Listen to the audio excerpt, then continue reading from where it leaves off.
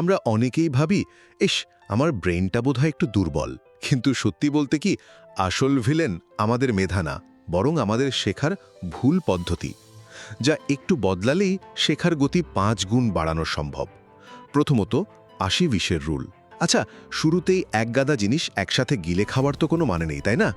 এর বদলে জাস্ট ওই 20 ভাগ বিষয়ের উপর ফোকাস করেন, যা আপনাকে 80 ভাগ রেজাল্ট দেবে। ধরেন, ইংরেজি বলতে পুরো ডিকশনারি মুখস্থ করার তো কোনো দরকার নেই, বরং প্রতিদিন ব্যবহৃত হয় এমন 100টা কমন শব্দ আগে শিখুন।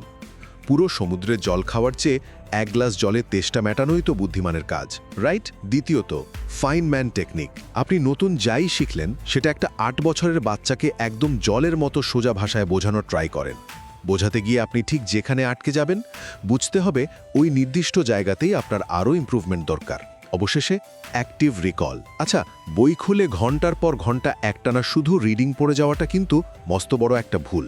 এর চেয়ে বরং 10 মিনিট পড়ার পর বইটা বন্ধ করে নিজেকেই নিজে প্রশ্ন করেন, আমি এইমাত্র আসলে কি শিখলাম? ব্রেনকে এই উত্তরটা মনে করানোর জন্য একটু জোর দেওয়াই হলো অ্যাক্টিভ রিকল, যা আপনার মেমোরিতে ইনফরমেশন একেবারে চিরকালের জন্য গেঁথে দেয়। বই খুলে শুধু রিডিং পড়াটা আসলে নিজেকেই নিজে বোকা বানানো, কারণ আসল শেখা তো শুরু হয় বইটা বন্ধ করার ঠিক পর মুহূর্তেই। প্রতিদিনের শেখার অভ্যাসে এই ছোট ছোট পরিবর্তনগুলোই আপনাকে একজন সাধারণ স্টুডেন্ট থেকে এক নিমিষে একজন সুপার স্মার্ট লার্নারে পরিণত করবে।